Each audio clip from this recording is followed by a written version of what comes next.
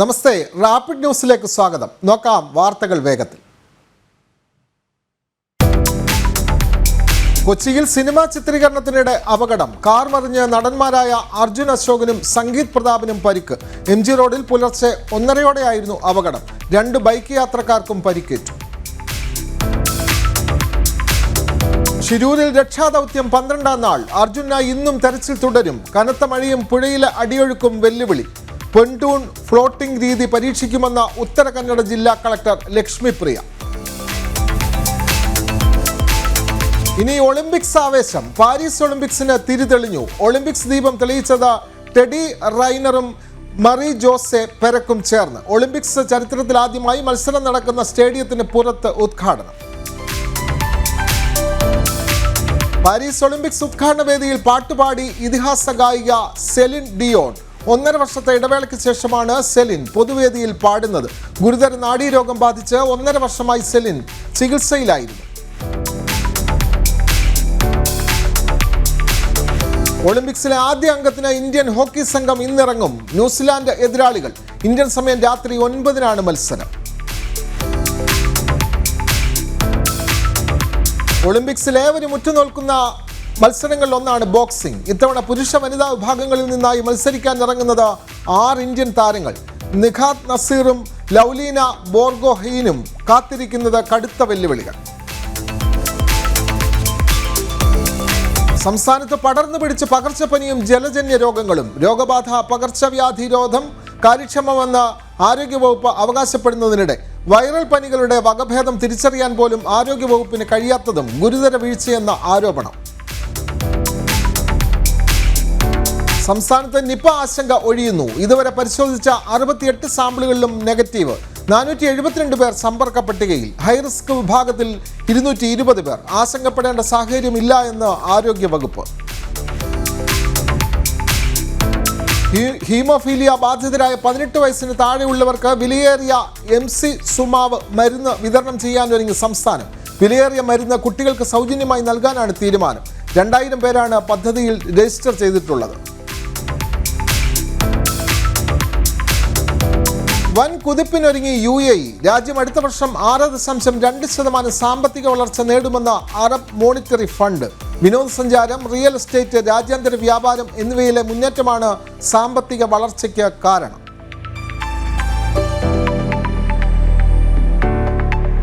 അടുത്ത മാസം 4 മുതൽ മസ്കറ്റ് വിമാനത്താവളത്തിൽ യാത്രക്കാർ നേരത്തെ എത്തിച്ചേരണമെന്ന അധികൃതർ. പാസഞ്ചർ ബോർഡിംഗ് സിസ്റ്റത്തിന്റെ പ്രോസസ്സിംഗ് സമയങ്ങളിൽ മാറ്റം വരുത്തുന്നതിന്റെ ഭാഗമായാണ് പുതിയ നിർദ്ദേശം. നിലവിൽ 20 മിനിറ്റ് മുമ്പ് എത്തുന്ന രീതിയാണ് പിന്തുടരുന്നത്.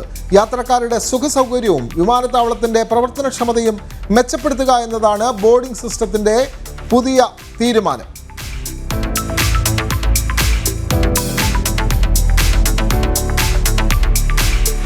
ദുബായിലെ കൂടുതൽ മേഖലകൾക്ക് ഡെലിവറി റോബോട്ടുകളുടെ സേവനം വ്യാപിപ്പിക്കുന്നു. പരീക്ഷണാടിസ്ഥാനത്തിൽ സുസ്ഥിര നഗരത്തിലാണ് ഡെലിവറി റോബോട്ടുകളുടെ പ്രവർത്തനം ആരംഭിക്കുന്നത്.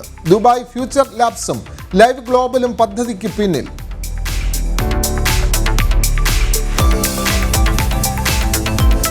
ചലച്ചിത്ര പിന്നണി ഗായികയും ടെലിവിഷൻ അവതാരകയുമായ റിമി ടോമിക്ക് UAE ഗോൾഡൻ വിസ ലഭിച്ചു. ECH ഡിജിറ്റൽ ആസ്ഥാനത്ത് എത്തി റിമി ടോമി 10 വർഷ ഗോൾഡൻ വിസ ഏറ്റുവാങ്ങി. ദുബായ് ഇമിഗ്രേഷൻ ഉദ്യോഗസ്ഥൻ അദ്നാൻ മൂസയുടെ സാന്നിധ്യത്തിലായിരുന്നു ചടങ്ങുകൾ.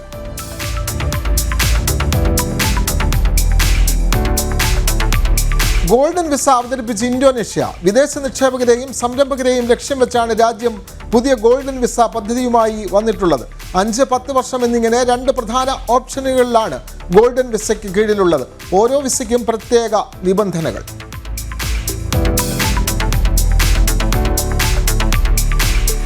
ലോകത്തിലെ ഏറ്റവും ശക്തമായ പാസ്പോർട്ടുകളുടെ 2024 ലിസ്റ്റ് പുറത്തിറക്കി ഹെൻലി പാസ്പോർട്ട് സൂചിക. ലിസ്റ്റിൽ സിംഗപ്പൂർ പാസ്പോർട്ടാണ് ഒന്നാമൻ. 2023 84ാം സ്ഥാനത്തായിരുന്ന ഇന്ത്യ ഇക്കുറി 82ാം സ്ഥാനത്താണ്. പട്ടികയിൽ പാകിസ്ഥാൻ 100ാം സ്ഥാനത്ത്.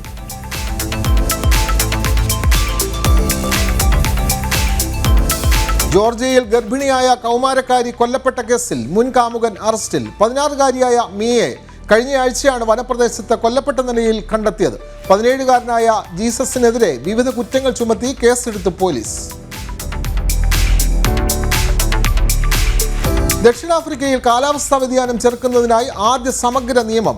വലിയ തോതിൽ വികിരണങ്ങൾ പുറപ്പെടുവിക്കുന്ന കമ്പനികൾക്ക് നഗരങ്ങൾക്കും ഒക്കെ നിയന്ത്രണങ്ങൾ വരുത്തിയാണ് നിയമം. ഉടമ്പടിയിൽ ദക്ഷിണാഫ്രിക്കൻ പ്രസിഡന്റ് സിറിൽ രാമഫോസ ഒപ്പുവെച്ചു.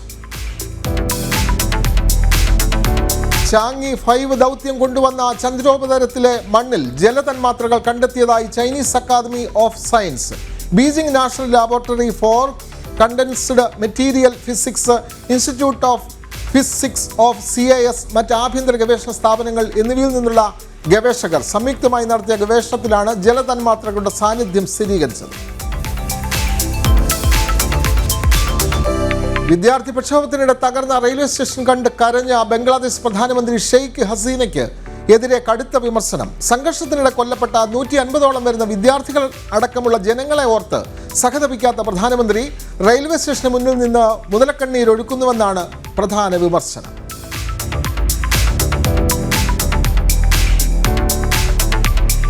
രണ്ടായിരത്തി 23-24 സാമ്പത്തിക വർഷത്തെ ആദായ നികുതി റിട്ടേൺ ഫയൽ ചെയ്യാൻ 5 ദിവസം കൂടി മാത്രം. ഇന്നലെ വരെ 5 കോടി റിട്ടേണുകൾ ഫയൽ ചെയ്തതായി ആദായ നികുതി വകുപ്പ്. ജൂലൈ 31-നാണ് അവസാന തീയതി.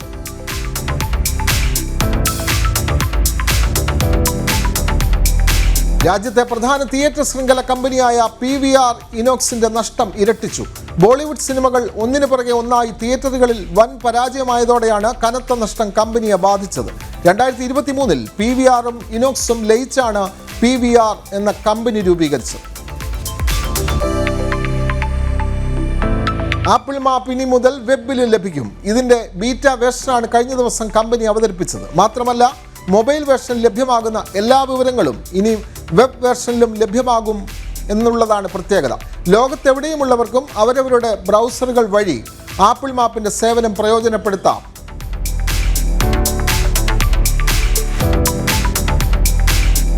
മെറ്റ AIയിൽ ഇനി ഹിന്ദിയും. കൂടാതെ 7 രാജ്യങ്ങളിലേക്ക് കൂടി മെറ്റ AI സേവനം വ്യാപിപ്പിച്ചു.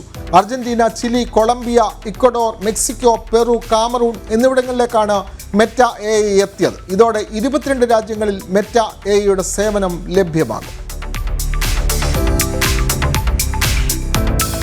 ആമസോൺ പ്രൈം വീഡിയോയിൽ യൂസർമാരെ കൂടുതലായി ആകർഷിക്കാൻ പുതിയ അപ്ഡേറ്റുകൾ. പുതിയ ഹോം സ്ക്രീൻ എത്തിയതാണ് ഏറ്റവും സവിശേഷത. ഇതിനൊപ്പം യൂസർ ഇന്റർഫേസിൽ വലിയ വ്യത്യാസങ്ങളും ആമസോൺ പ്രൈം വരുത്തി.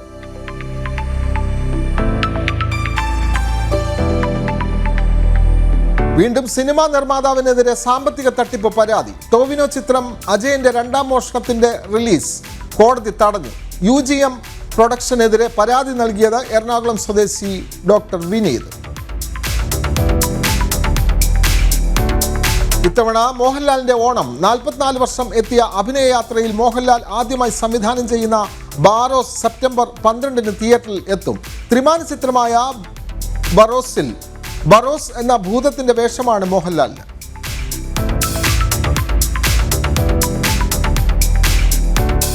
ബോളിവുഡ് താരം ഷാരൂഖ് ഖാൻ ആദരവുമായി ഫ്രഞ്ച് മ്യൂസിയം. നടന്റെ ചിത്രം പതിച്ച സ്വർണ്ണ നാണയം പുറത്തിറക്കിയാണ് പാരീസിലെ ഗ്രവിൻ മ്യൂസിയം. ഈ മ്യൂസിയത്തിൽ സ്വന്തം പേരുള്ള നാണയമിറങ്ങുന്ന ആദ്യത്തെ ഇന്ത്യൻ നടനാണ് ഷാരൂഖ് ഖാൻ.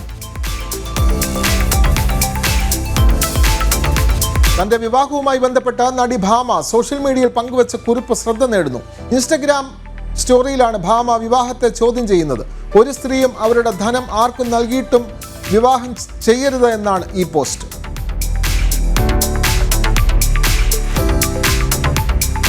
മലയാളത്തിന്റെ വാനം പാടിക്കുന്ന 61ാം പിറന്നാൾ. എത്ര കേട്ടാലും മതിവരാത്ത മനോഹരമായ ഗാനങ്ങൾ ആലപിച്ച മലയാളികളുടെ സ്വകാര്യ അഹങ്കാരമായി മാറിയ ഗായിക. ആസ്വാദക ഹൃദയം തൊട്ട ഒട്ടേറെ ഗാനങ്ങൾ ചിത്രയുടെ മധുര ശബ്ദത്തിലൂടെ ആരാധകർ ഇന്നും കേൾക്കുന്നു.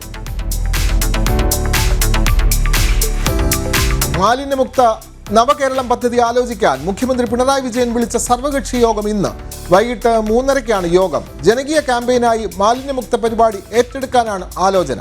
മന്ത്രിമാർ, ഉന്നതതല ഉദ്യോഗസ്ഥർ, വിവിധ വകുപ്പ് മേധാവികൾ തുടങ്ങിയവർ യോഗത്തിൽ പങ്കെടുക്കും. ആമയിഴഞ്ചാന്തോട്ടിലെ അപകടശേഷം ഉയർന്നു വന്ന മാലിന്യ പ്രശ്നങ്ങളുടെ പശ്ചാത്തലത്തിലാണ് ഈ യോഗം. തിരുവനന്തപുരത്ത് ക്ഷേത്രത്തിൽ കയറി പോലീസിന്റെ അതിക്രമം. പൂജ നടത്തിക്കൊണ്ടിരുന്ന ക്ഷേത്രത്തിൽ പൂജാരിയെ അറസ്റ്റ് ചെയ്തു. സംഭവം മണക്കാട് അമ്മൻകോവിലാണ്. വിഗ്രഹമോഷണ കേസിൽ ചോദ്യം ചെയ്യാനാണ് പൂന്തറ പോലീസ് പൂജാരിയെ കസ്റ്റഡിയിലെടുത്തത്.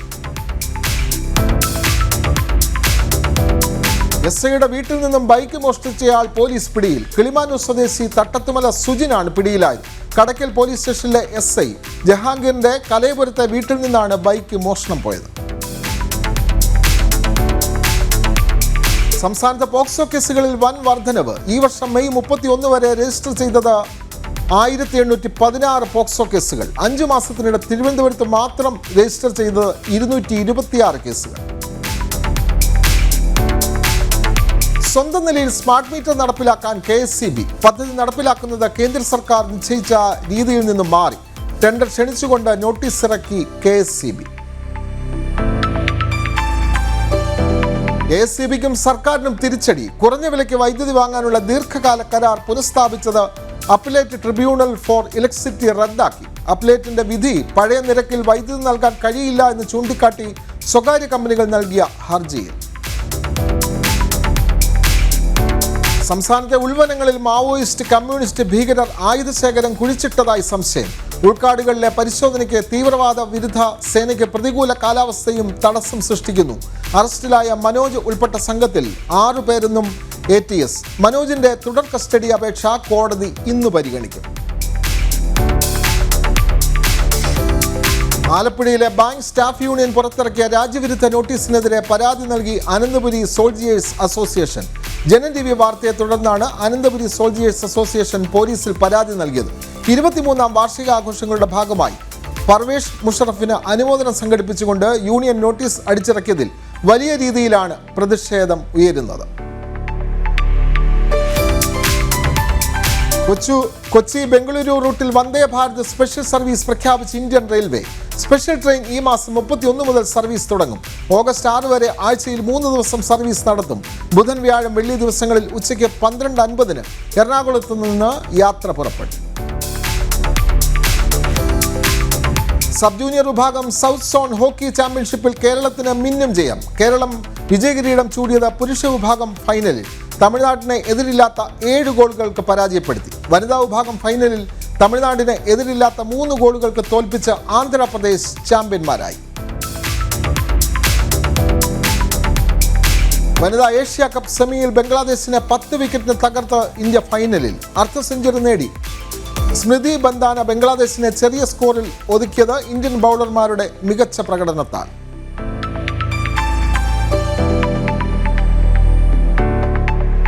മുൻ കേരള ബ്ലാസ്റ്റേഴ്സ് താരവും ഫെയ്ത്തി ഇന്റർനാഷണലുമായ കെവർ വൻസ് ബെൽഫോർട്ട് കേരളത്തിലേക്ക് തിരികെ എത്തി. സൂപ്പർ ലീഗ് കേരളയിൽ ബെൽഫോർട്ട് കളിക്കും എന്ന് പുതിയ റിപ്പോർട്ടുകൾ. സൂപ്പർ ലീഗ് കേരള ക്ലബ്ബായ കാലിക്കറ്റ് FC ആകും ബെൽഫോർട്ടിനെ സ്വന്തമാക്കുന്നത്. 32കാരനായ താരത്തിന്റെ സൈനിങ് ക്ലബ് ഉടൻ പ്രഖ്യാപിക്കും എന്നാണ് സൂചന.